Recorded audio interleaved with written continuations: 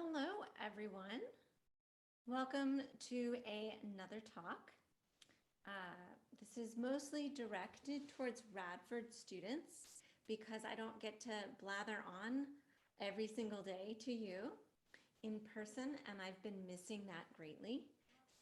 So that's why I'm going to be doing this little talk for you today. And this will be the last one for this semester.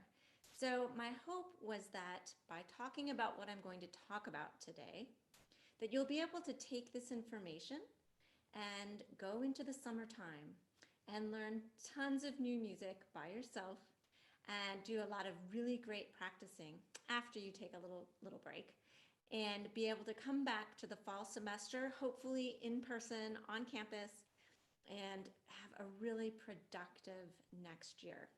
So that's the goal here.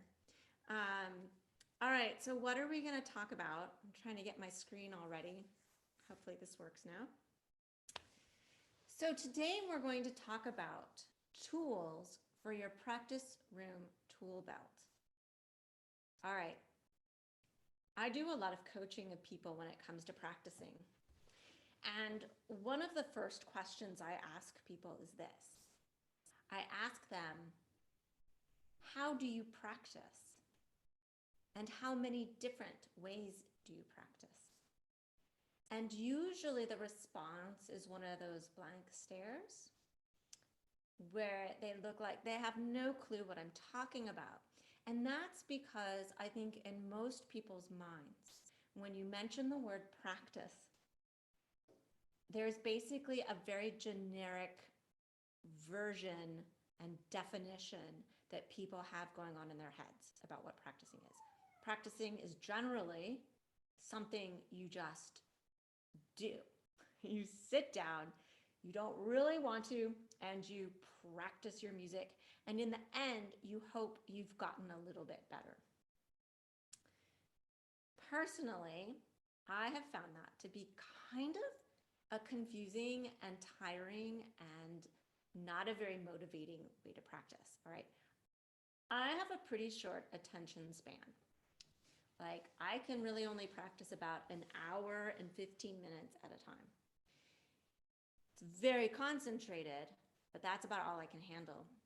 And I don't like to do the same type of practicing for longer than 30 minutes.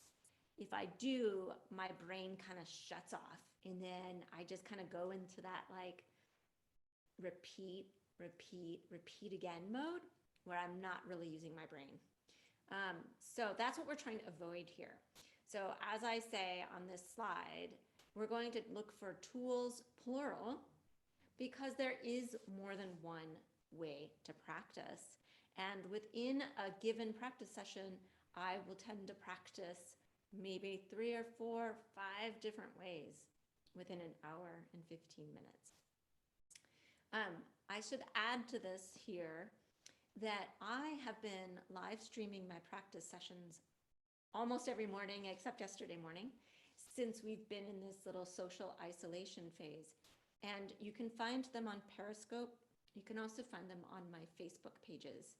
And after you absorb the information in this presentation, and there's a lot of information, sorry, it might help to look through the slideshow again on your own, refresh your memory, or look at your notes, and then watch one of my practice sessions. Today's in particular was really good because I was putting together this presentation and was trying them all out. So today's Wednesday, I think April 29th, so you could look that one up. Anyway, so I practice what I preach, so that's kind of a nice thing to know. All right. So don't use just one practice tool. Here we go. Hold on to your hats. All right, now here is a little slide that has a whole bunch of different ways that I practice, all right? And that you can too. So we're gonna go through them one by one in a minute, so I'm not gonna read you all the words. You can just kind of glance at it, but hopefully you'll sort of be saying right now in your head, oh my goodness, what is all this stuff, right? But my hope too is that you would also say, Wow, I had no idea there were so many things you could do when you practice. So, lots of different things. So, are you ready? um, and if you want to take notes, feel free to, but also know that in the description for this video on YouTube, I will have a link to this exact same presentation. So you'll be able to go and read through at your leisure, and you can review it time and time again, hopefully, as long as the website exists. All right. All right. So here we go. All right. The first set of practice tools I want to talk about are what I call foundational practice tools. These are the core things that I do. I try to do, I would say, all of them, with one exception. I try to do all of them every single day. It keeps me having a variety. It also keeps me working through more music at once. So I think there can be this tendency where we get stuck on an individual piece for too long and we don't delve into the other stuff that we're doing, or we're not reviewing stuff that we've previously done. All that stuff is important. So having these facets in your daily routine will really, really help. There may be days where you can't. That's okay. There's always exceptions. All right, so foundational practice tools. These are like your measuring tape and your hammer, right? These, you have to have these in order to make things, to get things done. So we've got warm-ups, and I'm going to talk about all these in detail in a second, but here's the list that we're going to talk about. Warm-ups, note learning, bringing up to speed, spot checking, reviewing, and practice performing. So that's 6 different things, yeah? All right, let's go to the first one, which is warm-ups. All right, full disclosure here, folks. When you watch my practice videos, you may notice that Professor Sipes doesn't do your standard way of practicing, of doing warm-ups, I'm sorry. You're not going to hear me doing scales or arpeggios or etudes. Why is that? Well, all right, I'm an adult, so I can.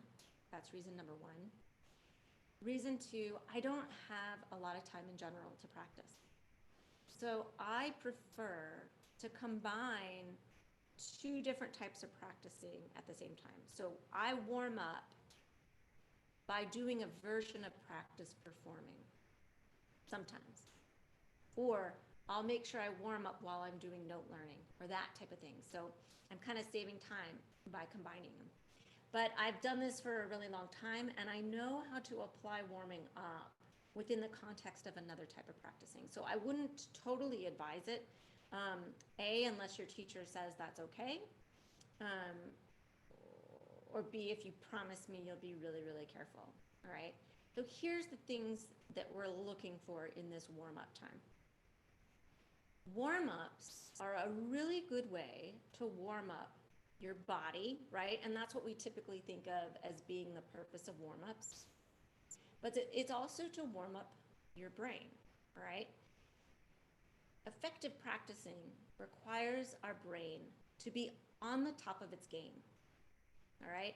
Even if you're not having a very good day, your brain can still work. You can ask your brain to work at a higher level than it does necessarily when you're washing the dishes or walking the dog, right? It's a different type of work, of thinking. So when I'm doing my warm-ups, whether it's in the traditional way or if it's embedded in another type of practicing, I'm being careful the whole time to be very sensitive to how both my body and my brain are feeling, all right? Especially because you're just starting out practicing, it's usually better to start off a little bit on the slower side, right? Tempo-wise, the type of music you're playing, because your body needs to warm up. And in order for your body to warm up healthfully, your brain also needs to be engaged. So it's constantly giving yourself feedback about how you're doing with this warm up. I've had in presentations I've done before, people ask me, well, how long should you do warm-ups every day? It's really, really an individual thing. I know people that have to warm up for 45 minutes, or they feel they have to warm up for 45 minutes to an hour. If you feel that you're one of those people, then by all means do that. Or if your teacher tells you to do that, do that. I would say I typically warm up about 10 minutes to 15 minutes. And then I move on. Because again, I have on average 1 to 2 hours a day to practice. I like on a really amazing day, maybe 3 hours. So I have to use my time wisely. All right, so that's warm-ups. The next foundational tool in practicing is what I call note learning. I have to keep moving my picture around here. Here are all my tips. And again, I realize I've broken all the rules of PowerPoint presentations. Like, I have way too many words on this page, but bear with me. This is mostly to remind myself of what I should say so that I don't leave something out. This stuff is so important to me. All right. So pretty much every day I have myself learn new notes in some new piece. It's a good, it keeps me going in terms of learning new rep. It helps me to not get so stuck in the mud. And it's a different type of learning. This type of practicing really takes a lot of concentration. So I typically do this at the very beginning of a practice session when my brain is really fresh. So here's some things to keep in mind as you're learning notes. So this is a brand new piece, right? First thing to keep in mind is that you should work in small musical chunks. All right, so we're talking like it's usually a phrase. A phrase is a good way to look at it. I'll just leave it at that. A musical phrase is a good one. Sometimes though, if it's really complex, it might be part of a phrase. And the other thing to remember is that you shouldn't move on to learning the notes in a new chunk until you feel pretty comfortable at a slower tempo playing through that chunk you've just worked out. Okay? So, small. Your brain can only take in and process about, I can't remember the exact number, I think it's between 7 and 9 factors at a time. So keep that in mind when you're choosing how big to make those chunks that you're going to do note learning with, all right? Yeah. All right, next point. I learn things in layers. Now, I don't want to direct this only to pianists, so I'm going to try to expand the vocabulary here. So layers can be anything like, learn the pitches first. Don't worry about rhythm. So just learn pitches, then learn the rhythms by themselves. Now, I had somebody the other day say, well, how do you learn rhythms when you're playing on a piano or, you're playing cello or singing? Well, what you can do is you can do things like doing rhythm exercises. So you can count out loud and clap out the rhythms of this section that you're looking at, chunk you're looking at. You can do it. It may make you uncomfortable at first, but that's what's going to make us better, right? Or learn, if you're a singer, learn just the words first, right? You can even print out the words as if they're in a poem form. You can get those online. Let me know if you need to know how to do that. And just learn the words as if you're somebody that's about to recite a piece of poetry. All right? So learn these things in individual layers. Oh, I left a big one out. For pianists especially, learn the left hand first, then learn the right hand. Those are 2 different layers, right? When each of those layers feels comfortable, then you can put them together. right? Pile them on top of each other. But when you do that, you pull back the tempo so that your brain can help guide the process of putting them together. And know that usually the first time you go to put them together, it might be a little bit shaky. Just do it again. Most likely your brain is going to be able to problem solve and work some things out, or work them out yourself, you know. All right. The next thing is that when you're in the note learning stage, this is the time to start coming up with possible fingerings or bowings or places to breathe. What you decide in this early stage of learning the music might change. You might decide as you add on the material before or after it that it's not going to work the way you had decided. Or you might realize that at the tempo that you're going to ultimately perform it at, that those things are going to work for you. That's okay. The act of making these decisions is going to strengthen your understanding of the music. It's also really crucial because, let's say for piano, if you're playing the piece every time or your chunk every time with different fingerings, you're gonna be messing yourself up. You're not setting yourself up for success. You have to be building into your brain circuitry repetition of the exact same fingering. If you're a string player, you want to be doing the same bowing one time after another to strengthen those connections in your brain. So at this early stage in the game, try to figure out what fingerings, breath marks, bowings, all those things you're going to be using. Ask your teacher. That's fine too. They can give you what they recommend. And then if you need to change it later on, fine. All right, another thing you can do in this note learning stage, and this is one that often gets sort of that little like, what are you talking about look? It's to look for patterns in these small chunks of music that you're learning. Look for scalar patterns. Look for triads, for chords. Look for repeated motives. If you've got repeated motives, maybe you can use the same fingering for each one, you know, especially if they're, if you have like a sequence and you have one motive, the motive stated, and then it's stated again, but in one step down, you might be able to use the exact same fingering. It'll really make things more simple.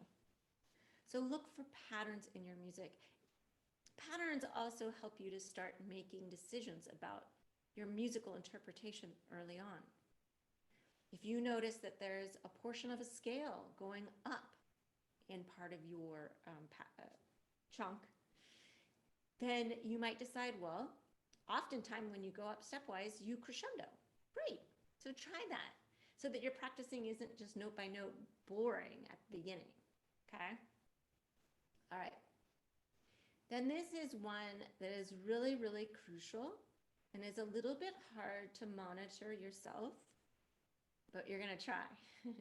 That is, make sure that you're playing with a steady pulse, even at this stage, even if it means you're playing slowly in order to make that happen.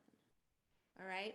So you want to play so slowly that you can keep a steady pulse and you don't have to like stop and figure out what's coming next, then start again.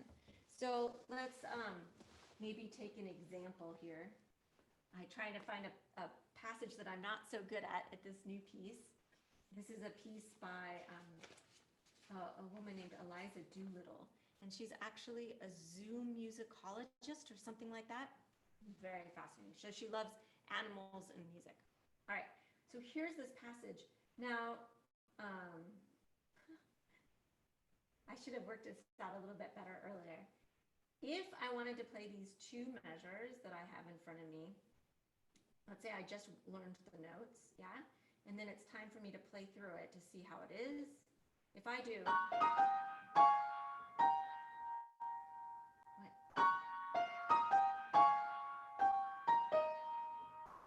Okay, the left hand should just be steady eighth notes.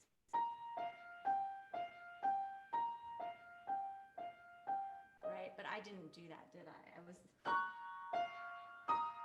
and then, oh no, oh wait. No, not helpful, okay? So this is the goal for how you perform a musical chunk after you've worked on it a bit.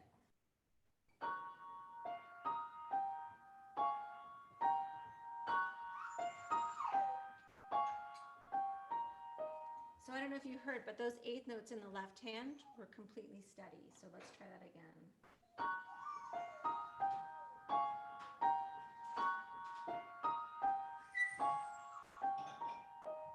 Now, this is not the final tempo of the piece. It's more like, but at this stage of the game, it's really fresh. So I don't want to push the envelope very much. And my dog is like singing down there, so bear with me here. All right. So that's the first stage, note learning. Like I said, this part of the game, I think I left it off, but this is really hard on one's brain. You're going to be processing a lot of information, asking yourselves a lot of questions, and hopefully coming to answers. That's going to make your brain a little tired. So I would say if you stick to around 20 minutes of doing this, especially at first, you'll be good to go. And then as you develop that muscle, practicing muscle, you'll be able to extend the amount of time you spend note learning. So give it a shot. It's really worth it. All right, the next, oh good, it came up. All right, the next type of foundational practicing is bringing it up to speed, okay?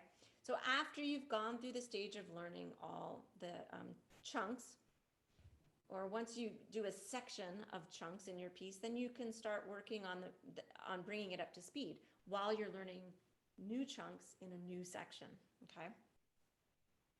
All right, so when you're doing this, you're gonna be working again in small musical chunks to bring up the tempo so that you're successful, all right? So, yeah, I am not a proponent. This is a little bit different than the standard way of bringing up tempo. A lot of people bring up tempo by taking the metronome, starting at a slow tempo, and performing the entire piece or movement at that one tempo. And then if it goes well, then you put it up a couple notches, you do the piece again all the way through at that a little bit faster tempo. All right, to me, that's problematic for a couple of reasons. First of all, it takes too much time, at least for me. Second of all, that is building up the speed so slowly that you're gonna be working in potentially some fingerings and some other choices you've made that might not be ideal for a faster tempo. But because you've done it so incrementally, faster, a little bit at a time, you might be missing the fact that those things aren't really ideal for the ultimate tempo. So I knock out a lot of that in between stuff so that I get to the goal tempo faster, but I do it, it's successful because I do it in small chunks, all right? So this might be a little different for you. So you bring up the tempo of one chunk as fast as you can and as effectively and as successfully as you can. You do not want to be making a lot of mistakes in this process. You can, mistakes are okay, but make sure you're learning from them and correcting them pretty quickly. Then when you feel good with one chunk, you're going to add that chunk that you've just brought up to tempo to another one that you've already worked on, all right? So then when you link those two together, what you might find is that transition between the two chunks might feel a little wonky and not as comfortable as you'd like it. That's okay. What you do is you then take a couple seconds, usually it takes like a minute, to work on that transitional material. Then you play it again and try to get both of those chunks linked together comfortably at the faster tempo. All right? I think I won't demonstrate it because that's hard to demonstrate. In this type of practicing, this is your time to test your fingerings, your breaths, your bowings. I mentioned this earlier. You want to make sure that those are going to benefit to help you at the performance tempo. All right. So now is a good time to tweak whatever you need to tweak and start to build that into your technique. Again, ultimately, you may need to change those again, but keep working at it. And then the last thing, which is the same as in the previous practice technique, is make sure that as you're doing this process, you're playing with a steady pulse. All right? No hanging on to the end of one beat because you're not quite sure what's coming next. If that's happening a lot, slow down the global tempo of what you're doing. All right. One thing I would add on, and that you might notice when you listen to my practice sessions, is that a lot of times when I'm stringing together quite a few chunks, I will get faster as I get to the material I've practiced more and that I've already worked on. That's okay. I feel that's okay, and it works well for me. But it's different than not playing with a steady pulse. I get faster, but the pulse is still the same. Okay, so I don't stretch beats in between. I just speed up or slow down. I'm very fluid in what I do. All right. The next practice tool that's foundational is spot checking. Okay, so you've learned your notes. You've started bringing it up to tempo. And now another type of practicing I do every day is doing spot checking, okay? And spot checking is for a section that I've worked on, you know, done the note learning, all that stuff. So I've lived with it for quite a while. So in this type of practicing, while you're working through note learning and the bringing up to speed phases, you should have been marking the most difficult spots that you encounter over and over again. So when you're in those earlier two stages, if there's a passage that you keep getting stuck on and it doesn't feel real great, I recommend that you mark them somehow in your part, either with like post-it note arrows or stars with arrows, whatever works for you. That's a way for you then to move on. You say, I'm going to have to keep practicing this, but I'm going to keep on going on and doing the other, you know, stage. I'm going to keep working on bringing up to tempo and learning notes. I'll leave the spot checking till later on. All right. So when you are working on spot checking practice, you're opening up your music and you're saying, there's a spot that I need to do every day or every other day. And you focus on one spot checking section at a time. Just like have blinders on. Don't look at the other material or the material that like is fun to play. I know that all too well, right? Don't do that. You're going to quarantine that spot. You're going to work on it. All right.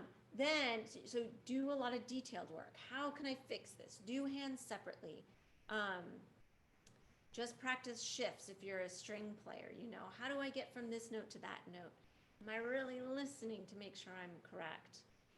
If you're a vocalist, if you have a lot of words all in one sentence and they have to come out really fast, practice it slowly. So do what you need to do to bring up the level of skill for that difficult passage. Now, once that spot checked passage feels better, doesn't have to feel perfect, but it's better, back up in the music just a little bit, maybe one phrase, and you're going to start a little bit earlier and get a running start into that passage you just practiced. All right? Now, when you do that, just like with linking up passages to bringing them up to speed, when you go to link the previous passage with a spot checked one, you may have another moment where you're like, this doesn't feel right. That's okay. Let your brain work it out. Let it work out the transition. Do it again. until it's smooth, all right? And your brain and your body can be relaxed about it. Then once that feels good, start at that earlier thing, go through the spot checked passage, and extend into the next section. Now to work on the transition on the back end of it, all right? So much of practicing is about transition practicing. You can't ignore the transitions. All right, so that's spot checking. I can spend anywhere from 2 minutes on this type of practicing up to 20 minutes, 30 minutes. It just depends on the day. It depends on what I need to do, on the rep I'm doing. So be flexible. This is a great type of practicing to do if you only have 5 minutes before you have to go out the door to go, I don't know, go for a walk around the block. You can say, I'm gonna work on that one spot. It's very good. You can go on your walk and feel successful. All right. Another foundational type of practicing is called reviewing. So every day you're going to be working on several spots. You're going to be learning some new notes. You're going to be bringing some stuff up to tempo. When you have a couple extra minutes, and as a way to break up practicing, is to spend a little bit of time each session to review what you did the previous day. You're going to shore up all the little helpful things that you figured out that made that passage, that section better. So reviewing, there's not much to say about it, but it's just kind of helping your brain to go, oh, yes, I remember here, I need to take a little bit of extra time before I go to that big jump. Or I need to be thinking ahead so that I remember that there's this sort of weird key change coming up or time change. So reviewing is just a really good way to shore up what you've already learned. Doesn't have to take long. You can spend 5 minutes doing this, 10 minutes, 2 minutes. The last foundational tool for practicing, and many of you have heard me talk about this quite a bit, is practice performing. This is the one that most people like, all right? So resist the urge to do this type of practicing too much, all right? This is what we all tend to do too much if we don't check ourselves. So when you're doing practice performing, what you're going to do is you're going to let go of your practice room mindset. I think I talked about this in my last talk about juries, right? You're going to let go of that left brain of yours, which is the analytical practice room one, and you're going to tap into your right brain, which is the more creative side, all right? So, but we need to practice this, so that's what this is all about. So let go of your practice room mindset and focus instead on what you want to say with the music. Also practice getting back on track if there's a slip up. And also practice leaving stuff out. I know, it seems a little scandalous to say that. But when push comes to shove, when you're up there on stage performing, if you have the choice between leaving something out or stopping and having to regroup and start again, I think you would choose to just leave something out. But that needs to be practiced. You need to have the confidence that you're going to have the ability to do that. And part of what goes into that process of knowing what to leave out is you need to know what is most important to you in the music at any given point in time. So usually the melody, right, is the most important thing. For singers, it is not the words. Words are not usually the most important. It's actually the melody. What else? Rhythm is also really important. So you need to make sure you know your rhythm, and that can be what your focus is. Even if you play different notes, if the rhythm and the intensity of the rhythm is there, that can get you through a performance.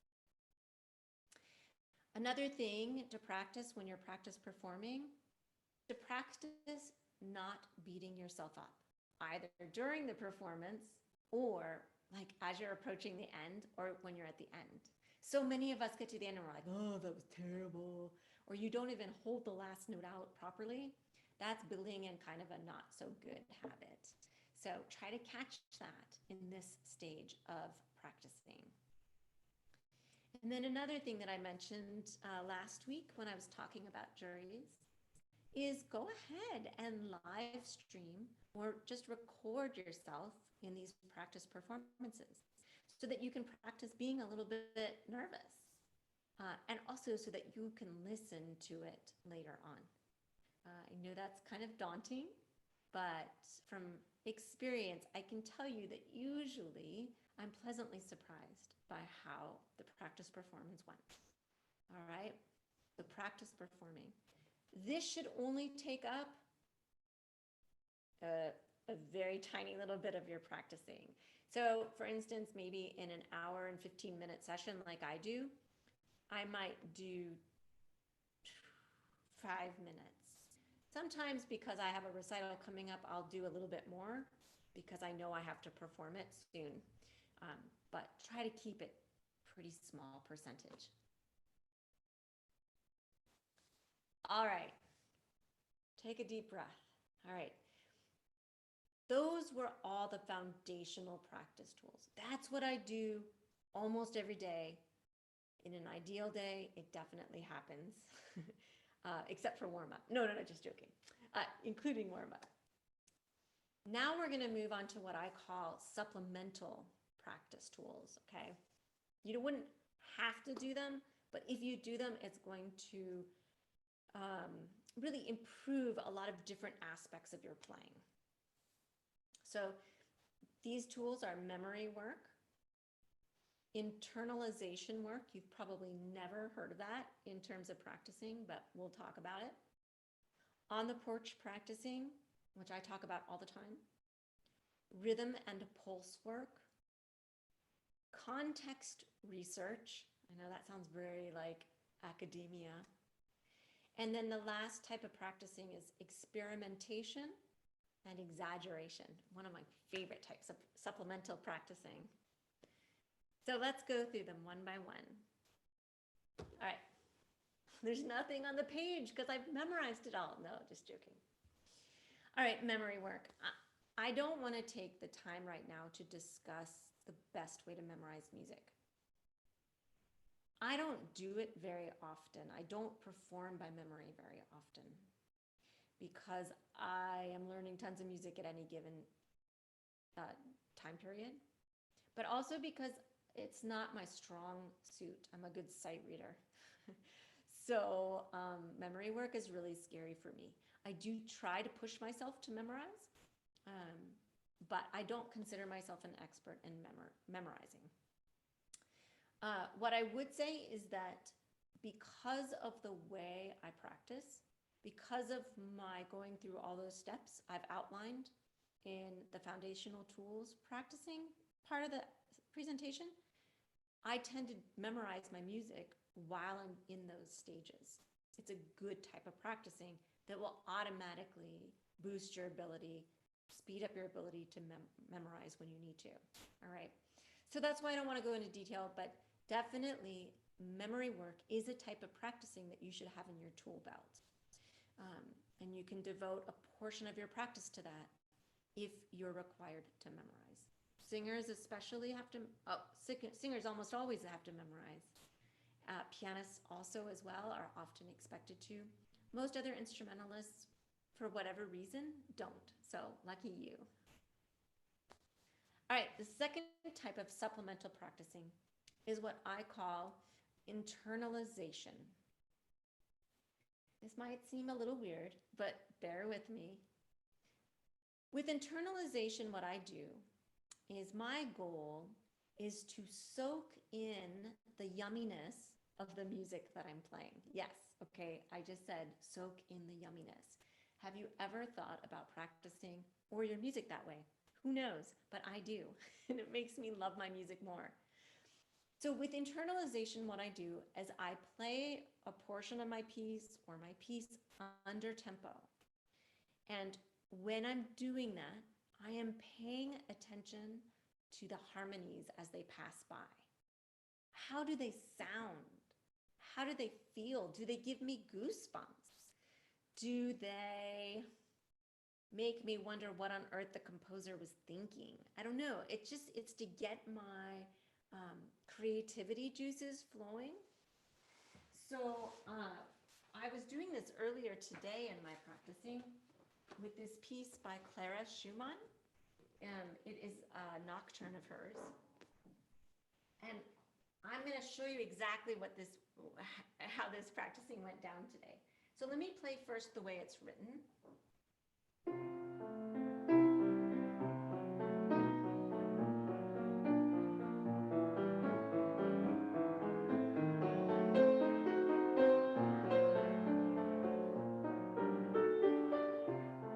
Okay, I was trying to play it very vanilla. But I could tell that there were some cool things going on. So I'm going to slow down the tempo, and actually I'm going to block the chords because the left hand is just outlining harmonies.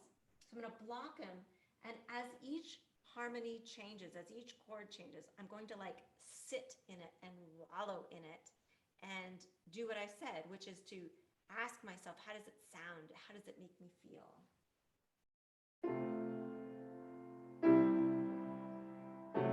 Like that chord is awesome, but then listen, that's pretty cool too.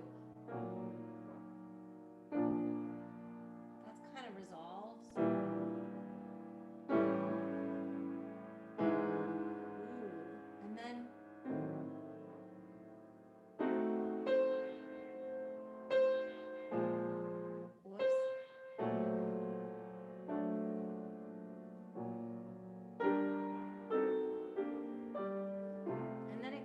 back to normal. So now let me play it as written, but thinking about some of those chords that felt crunchier to me and really pulled me in and made me curious. Or maybe you hear in colors. Some people have colors that get triggered when they hear different harmonies. You want to embrace all that.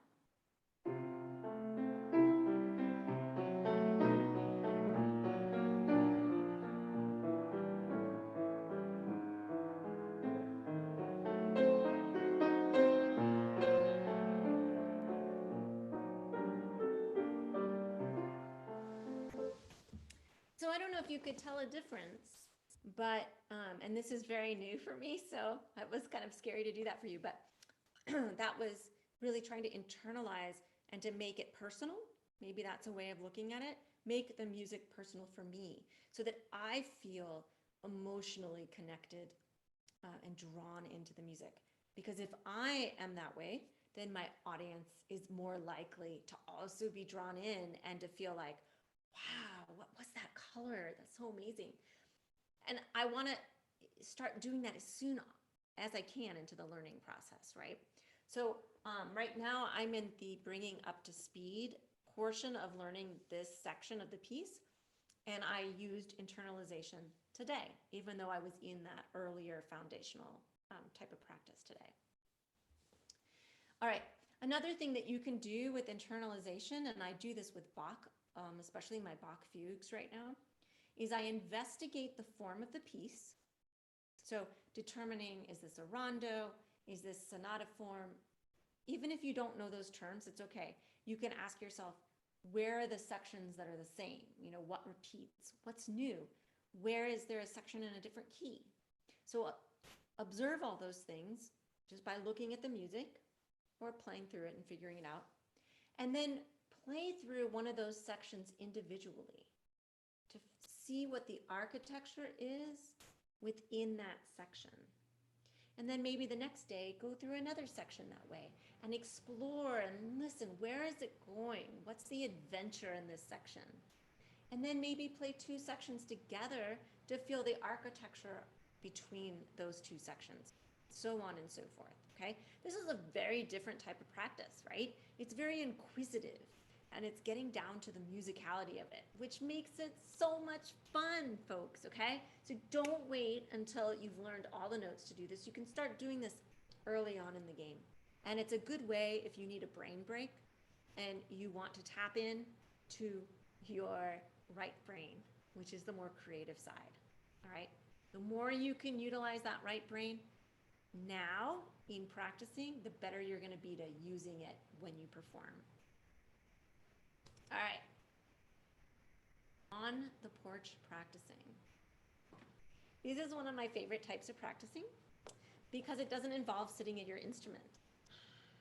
And you can pour yourself a glass of lemonade or something like that to do this type of practice, or your beverage of choice. So what you do is take your score, take your beverage of choice, go outside on a nice day, except today it looks like it's going to start raining, so don't do that. And you're going to look at the score and just do different things. You can try to hear the music in your head. A lot of people look at me and go, you can't do that, that's too hard. This is a good way to try it, okay? So you try to hear in your head what's on the page. If you're already familiar with it, it should be easier, so that's a good place to start. Sing through the melodic material in your piece to figure out where you would breathe if you were a singer. Or if you're a singer, there you go. Or figure out where the high point of each phrase is. Like, where am I going to in this phrase? Which word am I going to in this phrase? What's the most important thing? Because each phrase kind of has an arc. You go to something and then come down. Go to something, come down. All right? So that's something good to do to, like, if no one's around, you can do this, trust me. Just saying, it doesn't have to be good intonation. Just saying, how would you sing this? Especially for instrumentalists, we don't do that enough. And we've kind of struggled to figure out how to play a phrase. Well, if you just sang it, that solves a lot of problems. It'll answer a lot of your questions. Another thing you can do is look at the phrase lengths throughout the piece or in a given section, right? So a lot of times you'll find things like you'll have a 4-measure phrase, then another 4-measure phrase, and then you might discover that there's a phrase that goes for 6 or 8 measures after that. That is so cool to observe. And then when you go to play it at your instrument, you can use that information to your benefit. So you've got 4 measures, pretty straightforward. 4 measures again. The audience is going to expect another 4-measure phrase, but you're going to stretch them along and make that so extra suspenseful because they're going to be like, wait, I thought it was supposed to end. No, where are we going? And take them somewhere new and really awesome. So that's a good thing to look for. In Bach, I think sometimes he was really into numerology. So I think he delves into that a little bit too with phrase length. Super cool. Look at your music and try to think about an orchestra or a band playing your piece. And see if you can hear different instruments other than your own playing different parts. Because it might give you some fun ideas of how to treat the music differently. I was trying to think of an example in this piece I was just doing. But it's not coming to me, so I don't want to waste your time. But yeah, like even in Beethoven, let's say take a Beethoven piano sonata, you might hear a line in the top.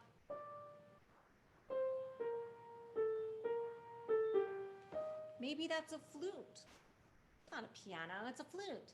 So you can play it differently when you get to the instrument, all right? So you're just gonna try to expand your timbre vocabulary, and it can make your playing even more interesting. And it can just make your practicing more interesting if you're shooting for these kind of wacky things, yeah? Think about different characters the music might represent, all right? Sometimes you can think of there being 2 characters or 3 characters at once. Is there a duet going on? Is there a villain in the bass part, you know?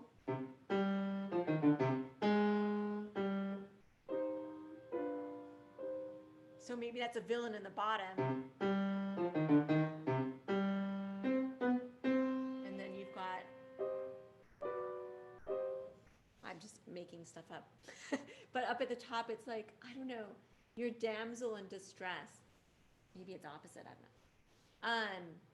Yeah, Again, we're shooting for creativity here. Think of storylines or adjectives to motivate you through the music. How do you want this music to come across to your audience? Do you want them to feel like the music is persistent? I mean, and develop a good dictionary of adjectives to use. So persistent, sighing, or pitiful, or longing, exuberant, joyful. Think about all those words that you could put to different parts in your music. It's going to color your performance. Another way to do that. Another thing you can do on the porch is to work on difficult rhythms that have been throwing you off when you're at your instrument. It can be so tempting to try to work out rhythms at your instrument, but then you get sidelined by what fingering do I use, what bowing do I use, blah, blah, blah, blah, blah. Well, a good way to solve that is to take your score away from your instrument, do the math, figure out mathematically how that rhythm works. If you need to mark vertical lines to help your eyes track and your body to track the beats, do that. There is no shame in doing that. So, and then once you've done that, you can actually do rhythmic exercises away from your instrument to practice that rhythm. So you can count out loud and clap out the rhythm. So 1, 2, 1, 2, 1, 2, 1. Do that over and over again until it feels good. Or you can, let's see, conduct. So 1, 2, bum, bum, bum, bum, bum, bum, bum, bum, bum. So that's another way you can practice rhythms on the porch. All right? All good ways to address practicing. Oh, I forgot to say, another advantage of this type of practicing is that it is a way of practicing where you're not having to do you're not doing repetitive action. So if you're dealing with physical issues, overuse, if you've had an injury, that type of thing, you can still learn, you can still practice, just not using your body, all right? So it's very healthful. Oh, here you go. So this kind of segues the whole rhythm thing into this next type of supplemental practice tool, rhythm and pulse work, okay? So for rhythms that don't feel natural to you, count and clap the rhythms, or conduct and vocalize the rhythms. That's what I just did for you, right? So that's an on the porch practicing especially type of tool, but of course you can do it at your instrument too. If you're practicing, learning new notes, and you encounter a tricky rhythm, take the time to figure it out, right? And do it by counting and clapping, or conducting and vocalizing. Not on a pitch, just bum, bum, bum, bum, bum, bum, bum, bum, bum, that type of thing. Another thing you can do, and this is at your instrument, as long as you're not a wind or brass player or a singer, you can count out loud while you are playing. So especially good for strings and piano, of course. So 1,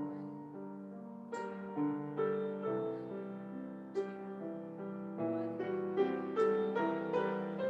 Yeah? Now, a lot of people tell me, Professor Sipes, that's too hard. I can't do that. Tough. Push yourself to be able to do it. I promise you, you can.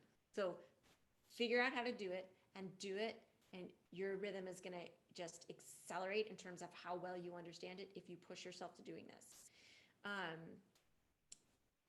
The other thing to be observant of is when you're counting out loud while you're playing. If all of a sudden your counting stops, that's a really good indicator that you don't understand a rhythm. So it can be hard to catch yourself in the act of doing it. So this is a great time to turn on your phone and record yourself counting out loud while you play. And you'll listen back and go, ooh, I stopped counting there. Why is that? I guess it's because I don't really understand it. So it's a good tool. Another thing that you can do to work on rhythm and pulse is to play through a section of a piece or a piece and feel fewer beats per measure. All right. So for instance, when you're playing a piece in 3/4, usually people count 1, 2, 3, 1, 2, 3. Challenge yourself to only count one beat per measure. So, okay, I'm just gonna make something up. So 1, 2, 3, 1, 2, 3.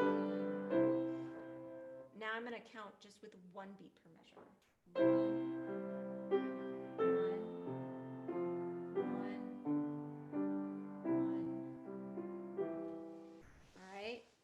It's going to help you to understand the pulse much better, and it will actually often give you more of a flow, a forward flow that's going to be more musical in the long run.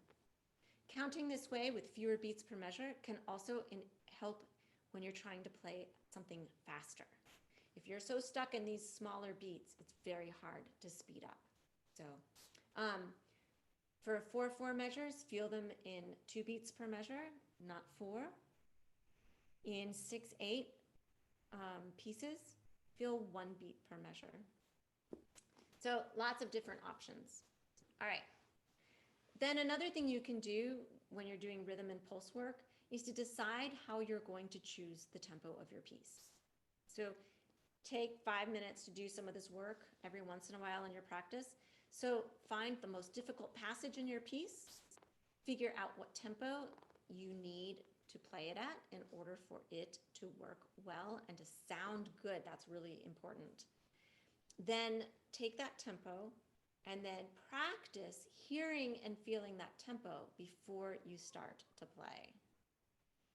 So I was going to do a little demonstration of that, but I think I'm running a little bit behind. So I'm going to go on. But yeah, this is another muscle that you have to develop so that when you get onto stage and you're nervous and you have people staring at you, you're going to be able to tap into this inner place where you can take the time to hear in your head that difficult spot, or you can even kind of kinesthetically feel it.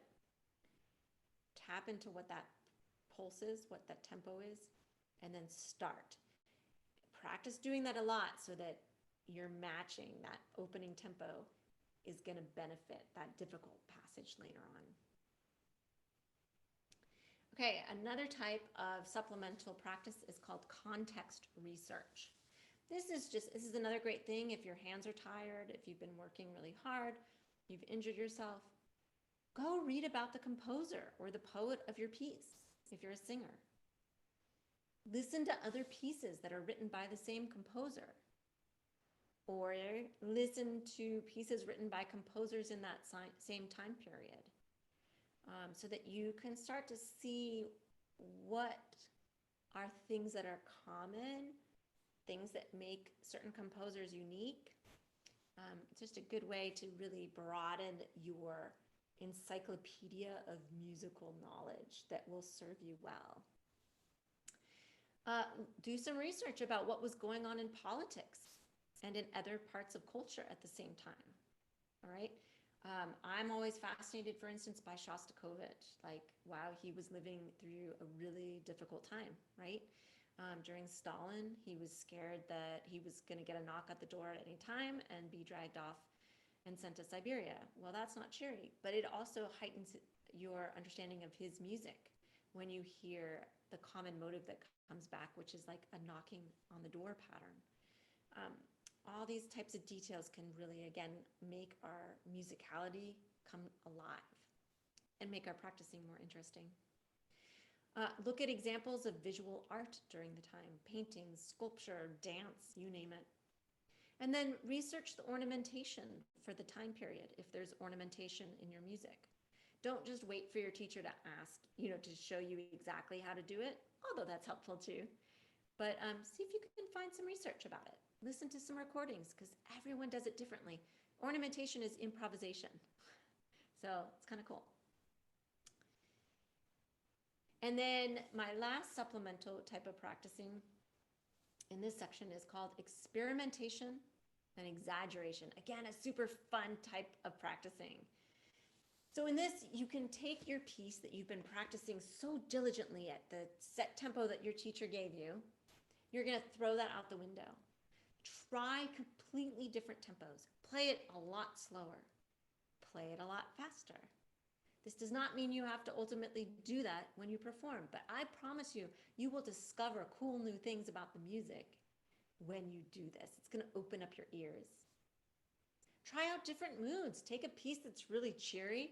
See what you can do to make it really kind of somber. That's really hard to do, but try it. Practice extreme dynamics. I love this type of practicing, especially right before a performance. We get way too used to doing the same thing over and over again.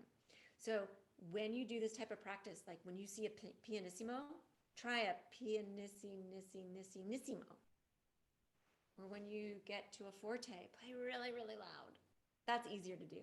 It's the pianissimo stuff that really can be so cool. How quietly can you play? And then if you get to perform and you're in this amazing hall, you might be able to play that softly and have it be effective. And it's going to keep the audience on the edge of their chairs. It's going to be amazing. But you got to practice that. Play around with using too much rubato. Play around with not using any rubato at all. How does that feel? That's a good type of practicing too. And then another option is to play as if you're your favorite performer or your least favorite performer. Put on somebody else's hat and try to emulate them. That's another good type of practicing. Usually that will help with the exaggeration type of thing. All right, to finish up, I just want to touch on 3 other bonus practice tools. These are things I will do if I still have time to practice and they're good to do, all right? And that is sight reading, improvisation practice, or just improvising. And then the last one is not going to your friend's house to visit them. It's revisiting old musical friends. I encourage you to take some time every once in a while to pull out some music you've performed a year ago, 6 months ago, 3 years ago, and to try playing it. You might be amazed at how time has altered the way you approach the piece of music. And it's also probably going to feel in many ways a whole lot easier. And that is so encouraging because then you realize, I'm getting better at what I'm doing. This is really awesome. So those things are considered practicing. So yeah, incorporate them every once in a while just to create some variety. And all those things are good to practice, actually, especially the sight reading and improvisation. Whew. Okay, I told you that was a lot of information, but I really hope that this has opened your mind so that when you go to practice, you're not just going to be like, I got to practice. What you should do instead is say, okay, I'm going to do my foundational practicing, but I also want to do a little bit of this and a little bit of that. It should be like kind of throwing together a new recipe. And I think it will keep your attention and make your practicing much more successful, much more musical, and more fun. All right, you all. End of the semester. I hope you have a great summer. And I hope to see you all in the fall on campus, face to face, even if it's with masks on. Take care, everyone.